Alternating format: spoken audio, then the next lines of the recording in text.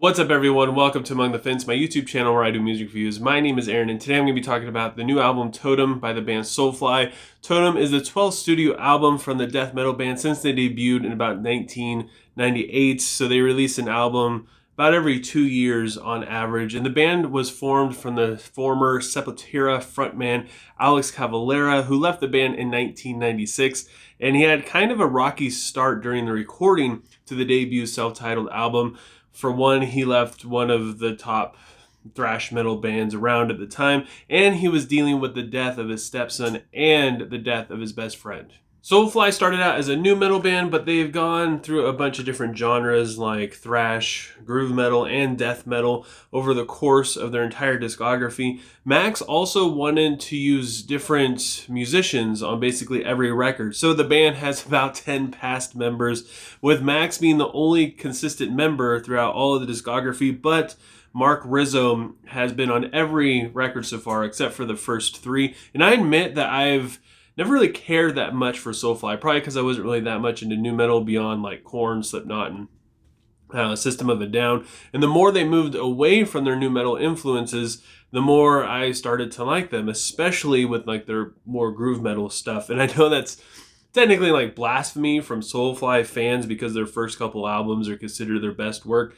And I do really dig their older stuff like Primitive and Prophecy. Those are all solid albums, especially the Corey Taylor feature on Primitive. It caught me off guard the first time I heard it, and every time I listen to it, it's just so freaking good. But like I said, their later work tends to be more my style of music. Superstition starts the album off with a heavy riff that forms into blast beats with a really nice groove and a lot of dissonance. The vocals are huge and echoing. It goes straight into the chorus from the intro, which is very powerful thanks to the drums sounding like gunfire. The verse is very quick, and I like that the vocals don't really match up with the rhythm in a typical way. Gives it that death metal kind of feel. The bridge is basically a guitar solo that kind of sneaks back in every once in a while throughout the rest of the song. Then we have Scouring the Vial. This song is basically a big FU to cancer, and it features John Tardy in the chorus. It's very quick, and it drops in tempo about halfway through with John's very unique vocals. The verse is in your face with some thick drums. The bridge is kind of like, I don't know, another verse with less guitar and more drums and a guitar solo in it. Filth Upon Filth is the third song on the album, but it's actually the first song that was written for the album, and it's all about just society. I mean, you can kind of see where it's going. It has a stompy drop C riff that kind of plows all the way through the verse. Gotta admit, not really a huge fan of the chorus, mostly because of the echoey vocal effect that's going on. It just sounds kind of cheesy to me. Filth upon filth, filth, filth, filth. The lead guitar solo stuff sounds pretty good as it squeals around in the background, adds a little bit more color to the song. But I don't know, this song was just missing dynamics to me. I didn't like the cheesiness in the chorus. It's just, I don't know, it's kind of the same thing all the way through, I think. Rotten Pain is probably my favorite song on this album, as it's a tribute to old school death metal and nods to Entombment and Morbid Angel, and not just in the music but in the lyrics as well. The verses kind of have like this sinister riff to them with echoey vocals, but this time the echo works pretty well on the vocals. The chorus has a stompy dynamic riff followed by a guitar solo, and I gotta admit, the chorus does feel sort of repetitive because it has a familiar hook, but also because there's not really a whole lot else to like the verses and the rest of this song. So it does have kind of a repetitive feel to it, but at the same time, it's still just really good. Another one of my favorites is The Damage Done, which lyrically, it's just a typical subject of we messed up the earth beyond repair, and we've left this mess for our kids to inherit. It's just basically something that's found on every death metal record. It starts out with a slow drum beat and heavy low guitar chugs in the verse. The chorus gets really intense from some chaotic drum work. The bridge has a solo, but more importantly, the groove from the gallops in the bridge and the rest of the song is just fantastic. Then we have the title track, Totem, which might be my least favorite song on this album because it has a really strong nu metal feel to it, specifically in the riff and the verse. I do like the groove though in the chorus, even though the lyrics are just basically saying totem over and over again. And it's become a little bit more extreme as it goes on, and it has a couple cool transitions. And I like the crazy verse 3 transition as it goes into the outro. That sounds pretty good, but at the same time, I mean, it just sounds like it's never going to stop. It becomes kind of tiring after a while. Then the song Ancestors, which is kind of another just song for me. It's about feeling your ancestors when you're making music, which to me, I mean, I don't make a whole lot of music, but it's just something that doesn't really happen for me. And it's also about the settlers who, when they first came to America, they forced religion on Native Americans, which is actually something I can get behind. I definitely agree with that. Specifically the lyrics and how savage they are towards these settlers.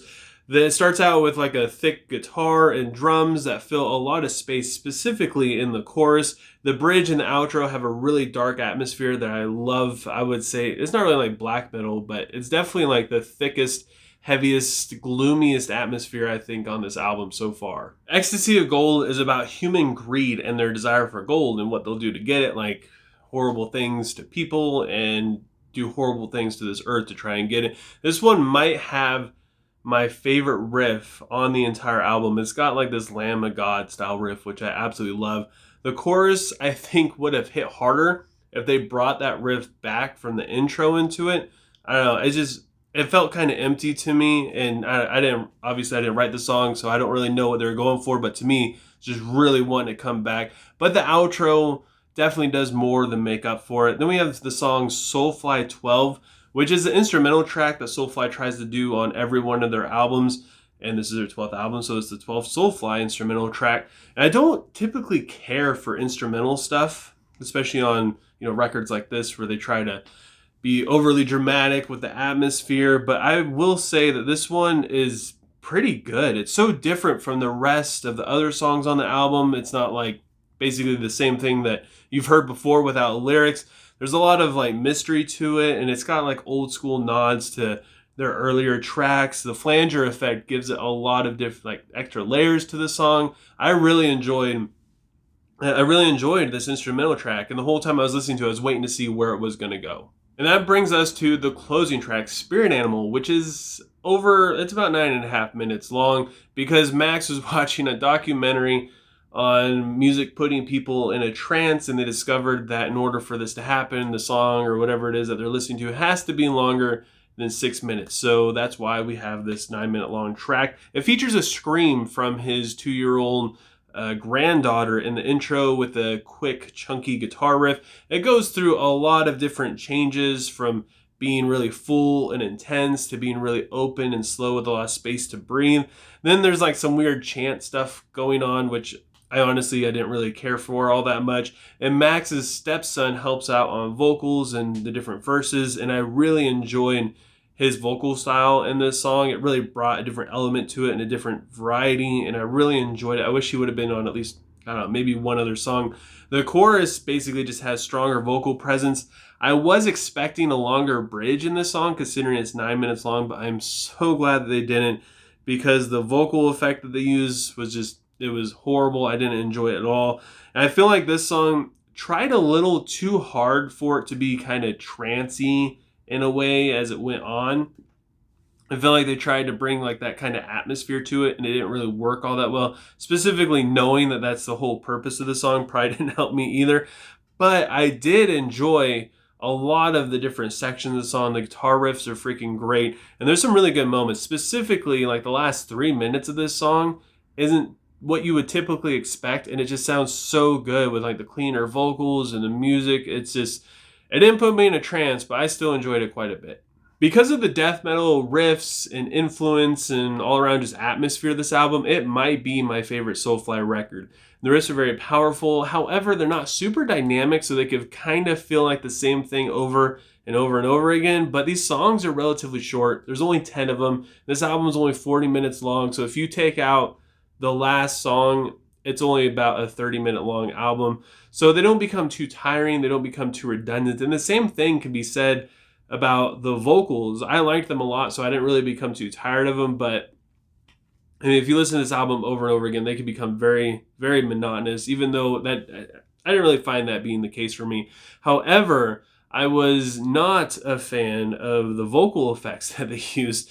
Like the echo can come off very cheesy sounding at times, specifically in the bridge, and like Spirit Animal, that was completely ruined by the weird vocal effect that they used on that.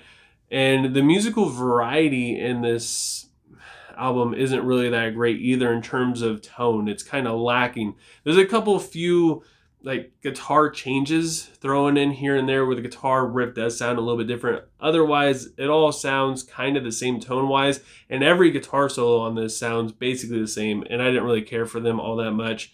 I did like the mix though. Like that, it had like an old school death metal vibe to it, and I really enjoyed it. Kind of reminded me of like At the Gates or something along those lines. I know that that wasn't something that they said was an influence for this record, but that I got a lot of At the Gates vibes from it. So yeah, with all that said, I got to give Totem by Soulfly a 7.2 out of 10. But I want to know what you guys think, especially if you're a Soulfly fan. Like I said before, I'm not really that much into the band except for their later work. So yeah, if you've been a fan of Soulfly, leave a comment below letting me know what you thought of this album. Let me know what your favorite song is and what you would rate it. And while you're down there, also let me know what you want me to review next. If you enjoyed this review, don't forget to give it a like. If you want to see more and help support my channel, please consider subscribing and ringing the bell icon. Doing any of those things just helps me out tremendously with the algorithm, and I just appreciate you guys taking time out of your day to listen to me talk. I can't thank you guys enough for that, and I hope you guys have a good rest of your day or night whenever you happen to be watching this, and I will talk to you guys next time. I was